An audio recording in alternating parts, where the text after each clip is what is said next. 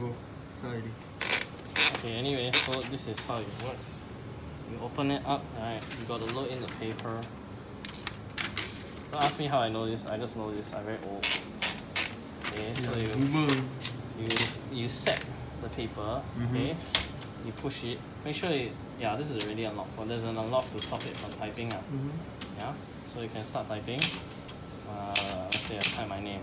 So I type my name in red, okay? But I can change color also. I can change it to just plain indent, or I can change it to blue.